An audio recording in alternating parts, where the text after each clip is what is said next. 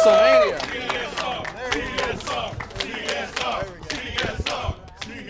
314 episodes. Here we are at Sherlock's Pub in Arlington, Texas, less than a mile from AT&T Stadium. It is WrestleMania weekend. Eisenberg, LeBar, and about, I don't know, two dozen of the CSR faithful coming out to talk WrestleMania. Guys, thank you for being out here. We also want to introduce Brian Kay, who is our CSR fan contest winner, who is rocking and celebrating the Kevin Owens block of Josh Eisenberg on Twitter. All you need to do is put the microphone right here, and that would have never happened, man. Yeah. That would have never happened. Anyway. Where's my CM Punk shirt? Big WrestleMania weekend. Thank you, everybody, for coming here. A big WrestleMania card. We talked a little about the Intercontinental Championship matches, the Divas Championship, but the big three are the three matches we want to talk about this weekend. The marquee matches. The marquee matches, the ones that are on AT&T Stadium. You want to look at those and say, this is what I come here for. And I believe the first one we want to talk about is The Beast, Brock Lesnar versus your boy, Dean Ambrose. And I'm going to tell you right now, this is the one. I've been preaching about it all week. Trib Radio, Trib columns, talking your ear off. This is the one that I'm most looking forward to seeing. I have marked out. I have bought in. They have made me. You're not Seth Rollins, so don't buy in. Go ahead. But go ahead. That's cheap joke number one. Let's One. Let's do the Paul Heyman. One. Give me a Ty Dillinger. Give me a 10. It's gonna be cheap joke city here at Sherlock's Pub. But go ahead. No, I'm looking forward to this the most because when this match was announced, I was so down on it. I think you were too. The only thing that was good, yes, the fact there's no rules, that at least makes it, that at least opens up some more creative options. But you have Dean Ambrose versus Brock Lesnar, and I'm like, I don't care to see this. But they have done such a good job in the build.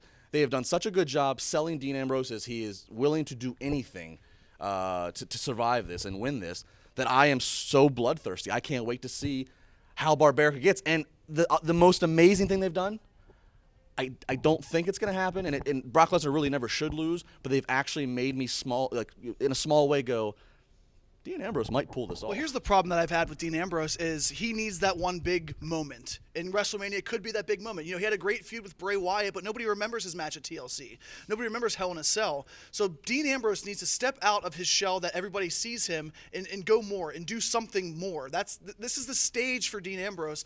I'm not buying into this yet, and maybe because what's missing? You know it's going to be entertaining. Do you really? I think with Brock Lesnar, you always have the build of Brock Lesnar, Triple H, big guy versus big guy. Brock Lesnar versus Undertaker. You can see this. I'm a very visual person. You can see that.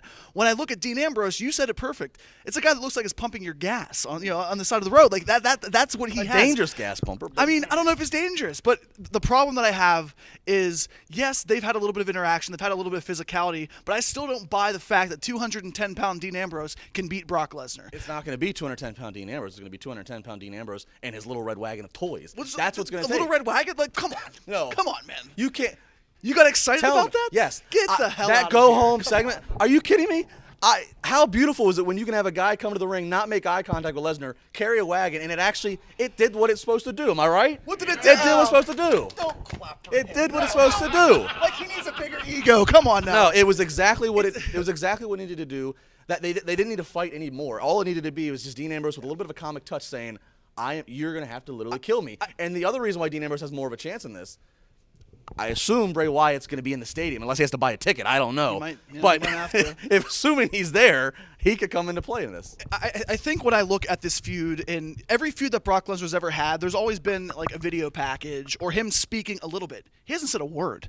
And he's not the best guy on the mic. He doesn't have to speak. I think he does, though, at a point, because Paul Heyman is obviously the best promo guy in the business. To do this. That's all his job is. Right here. This is where he lives. Right here. That's what you're doing? The Brock Lesnar. I don't like that from you at all. But no, but when Brock Lesnar's in the ring, we know what we're going to get. I wanted to see a little bit more of a personal connection. There needs to be a reason why Dean Ambrose was targeting Brock Lesnar. There's not a reason there. It stems off of their February title match. I mean, okay, but like that's right, it. Real quick. That's it. Before we make final prediction, prediction, it'll be a great match because they gave the ability to have a street fight, and it gives Dean Ambrose a fighting chance because he can do whatever he wants. Out of the top three, this is the least interested match. The least of the most three matches I'm interested in. Apparently, I can't talk. So You can't talk. Real quick, before we make final predictions, you're harping on the size. What about Seth Rollins, your boy? When Rollins fought Ambrose, did you have the same problem? Or when Rollins fought Lesnar? I did, yeah. At Battleground, yeah, last absolutely, summer. same thing. But the thing with Seth Rollins is he's so athletic, and we've seen so many big spots, and he looks cut, chiseled. He looks like he's in great shape.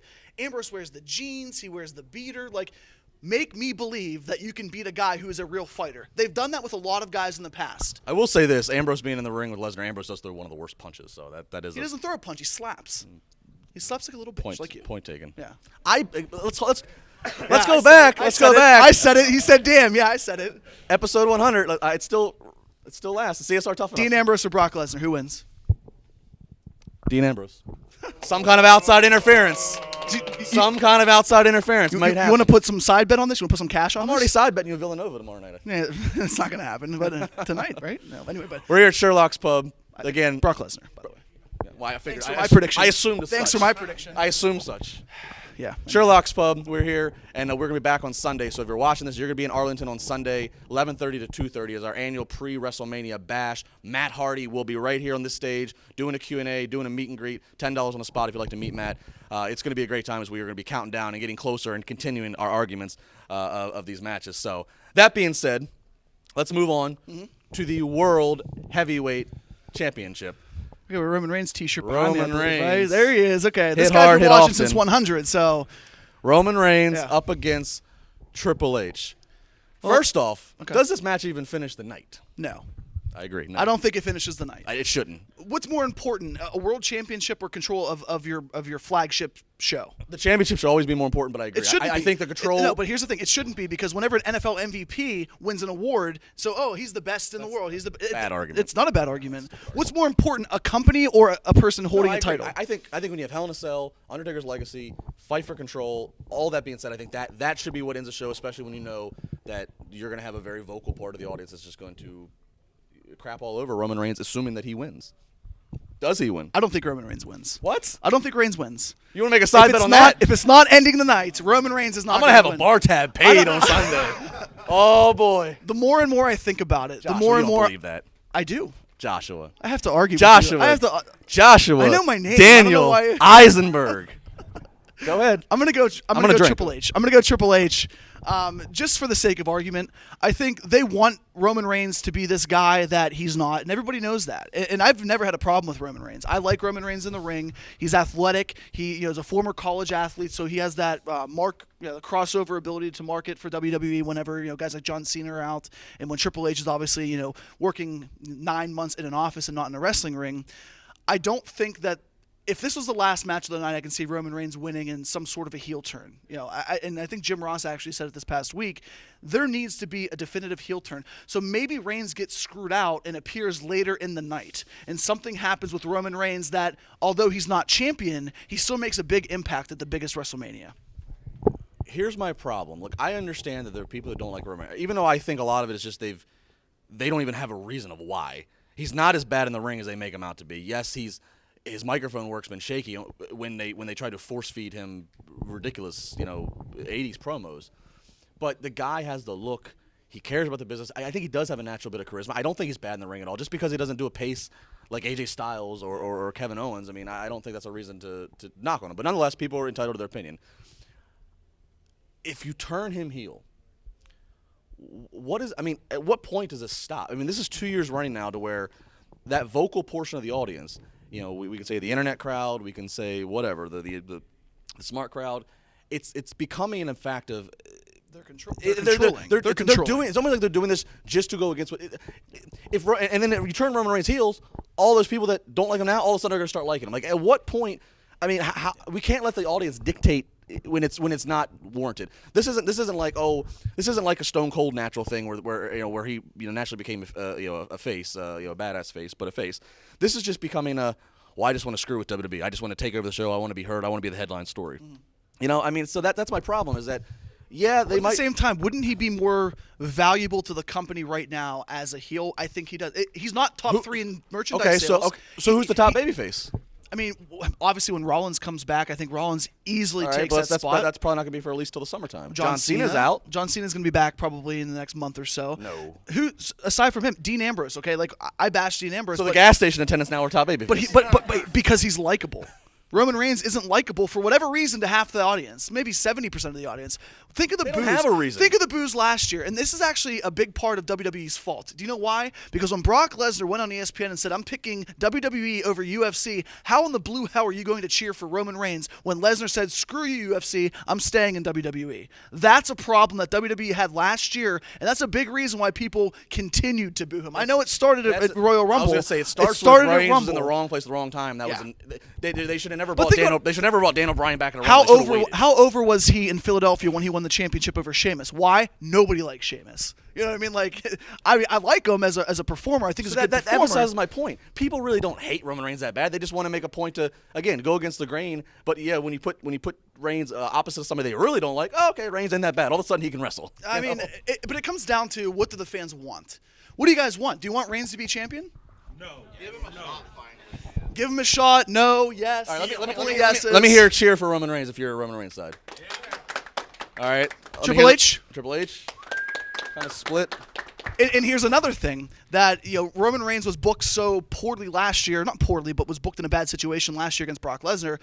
And now WWE thinks that because Triple H has been one of the best workers, one of the best heels in previous years, but people love Triple H, and people that watch WWE programming love Triple H. Why? Because of everything he's doing with NXT, everything he's doing with bringing guys in like Shinsuke Nakamura and guys like AJ Styles. They know that Triple H is doing all of this change, and that's another reason why they want to cheer him. And boo Roman. I will give you that because you can go to WrestleZone and there's a full report of the Triple H conference call that he does. He always does a conference call right before NXT, and I was on that call on Thursday, and there's a very interesting point in that call to where somebody was asking about Nakamura's debut, and he was talking about like how excited he is for NXT to be so good and how it lights a fire under everybody else to then go out and top that on Sunday. He's like, if Zayn and Nakamura tear it down, then all of a sudden I got to follow something. It was he's in a very baby-faced light, but then he wants to turn it on and be the cerebral assassin and the heel, and it is that's a problem. It's becoming now. tougher and tougher for Triple H to be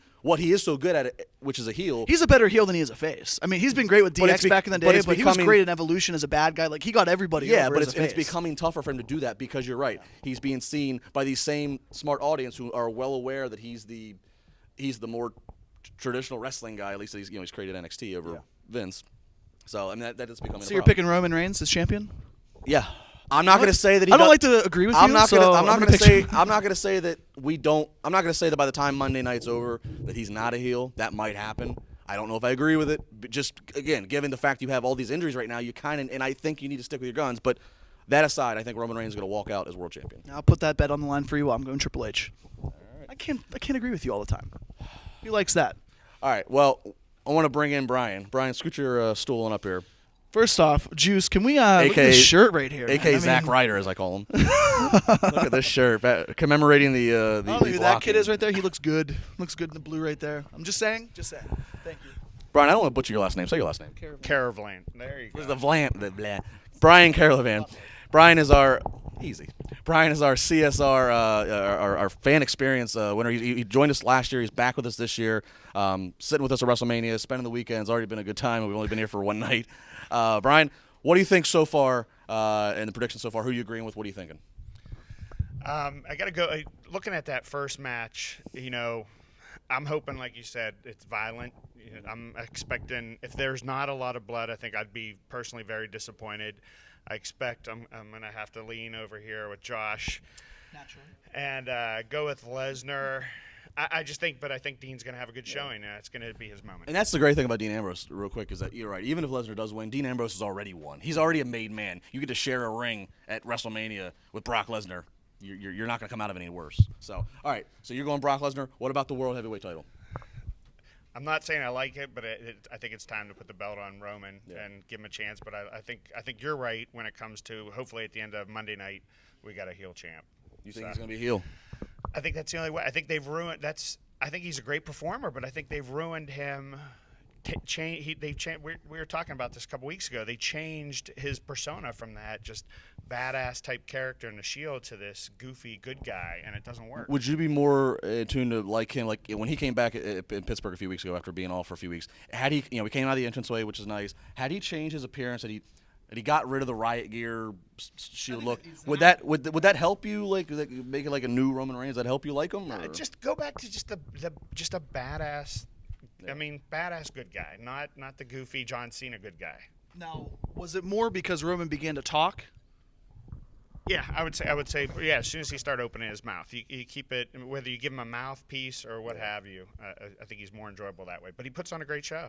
So. All right, kick it off. The final match for us: Hell in a Cell. Shane McMahon versus the Undertaker. Shane wins. He gets control of Raw. If Taker loses, supposedly he's done at WrestleMania. What are you thinking? Personally, I'm hoping for the Blake prediction that we end the show. You gotta elaborate that a little more. Blake's prediction that CM Punk will return. Oh God! And save the day. Blake Mitchellmore, one of our CSRWrestling.com bloggers, who is off camera right now, basking in his glory. So, please tell me you're joking. That's what I'd love to see. I'd love to see it all be a work there, but I mean, at the end of the day, how do you not have Shane?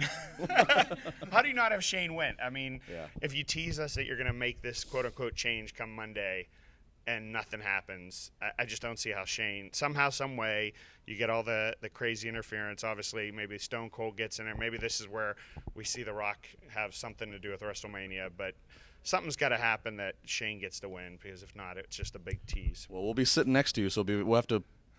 If we hear Cult of Personality, we'll make sure we turn the video cameras on to film and see you. I'll buy your plane ride back to Sacramento. Let's give Brian a round of applause. Thanks, Brian. I'm gonna go on the record and say I hope the CM Punk does not show up. I mean, it get a pop, right? I'm all about the pop. So I think this match actually, though, has the potential to be really, really good.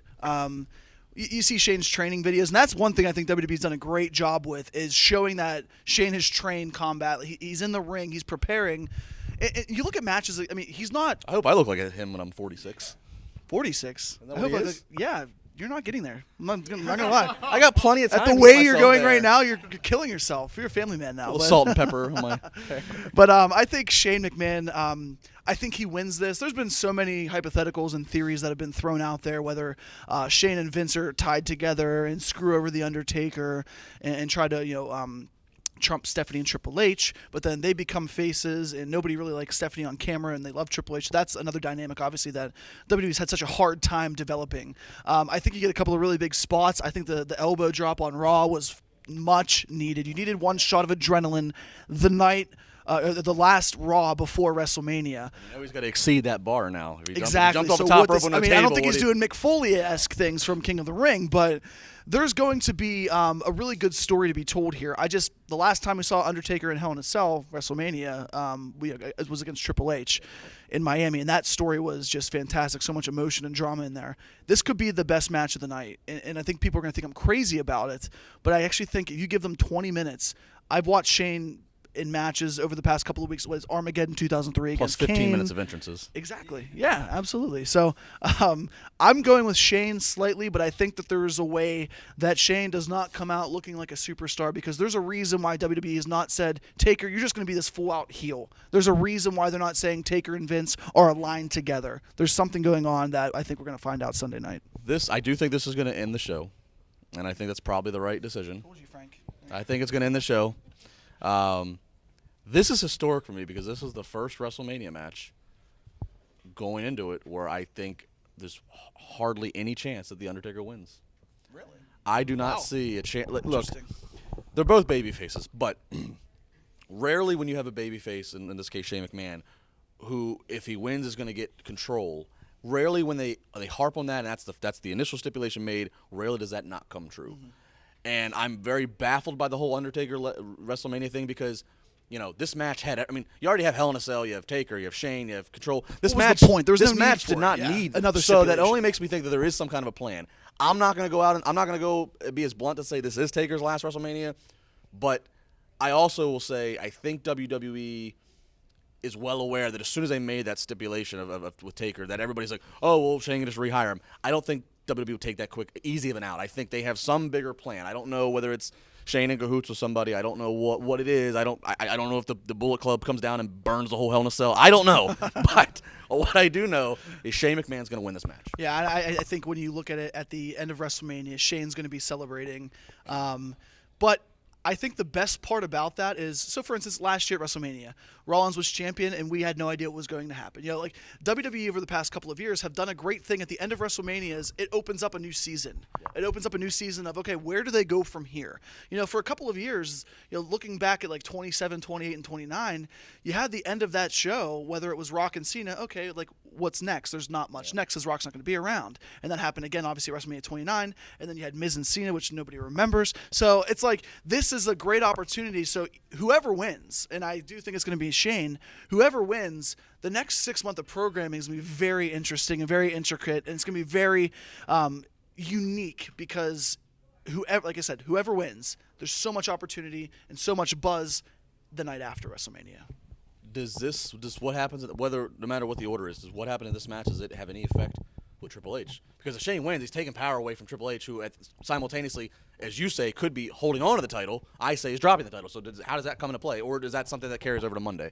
I think it's something that carries over into Monday. That's a lot of story. Yeah, that's a lot of story in one night, especially with a really stacked card. And people are bashing the card. I mean, yeah, it's not the best card that they could have put together, but it's the best card right now. Well, and you the know, thing like, is, people are being pessimistic, and I understand because there's injuries and this and that, and the builds, like the build to Shane and Taker has been awkward. It finally picked up the last 2 weeks with the video package, and then last week's Raw, but it has been awkward for all the fantastic pieces involved. But it's WrestleMania. Yeah. This thing sold out before anybody knew who was even going to be in it, so it sells itself. It's more of the spectacle now. Yeah. And I mean, the ladder match, like we talked about, that's going to be fun to watch. And so many stipulation matches. I mean, this isn't even Extreme Rules. Like Right. this is a pay-per-view that has so many great matches. Let's do the poll. Give me a cheer if it's going to be Shane McMahon. Woo! There we go. All right. Let me hear the Undertaker noise. All right. We got three. We got We three. got a pretty split stage. We got three. With all this We stuff. got three Undertakers over here. Real quick, anybody, any first-time WrestleMania people up here? First First time WrestleMania. Okay. Virginity's going to be broken Sunday. It's going to be big. But prior to that, make sure you get to Sherlock's Pub. Sherlock's Pub, less than a mile from AT&T Stadium. You can see it right outside the windows here. It's going to be a great time. We highly encourage you to come down, meet Matt Hardy. We'll be doing some Q&A. Matt will be doing Q&A. You can meet Matt. Plenty of alcohol on tap, plenty of food. Everything's going to be ready to go to get you ready. And like I said, less than a mile from the stadium, so you're already going to be right here. You don't have to worry about fighting too much more traffic. We can all just slam some drinks and walk together. There you go. Anything else? And that's pretty much it. Thank you, guys. Thank you, guys. Let's close it out with a little cheer. Sunday is WrestleMania. We'll see you for our pre-party beforehand. And, of course, Chairshot Reality will be back for episode 315 next week right here on WrestleZone.com.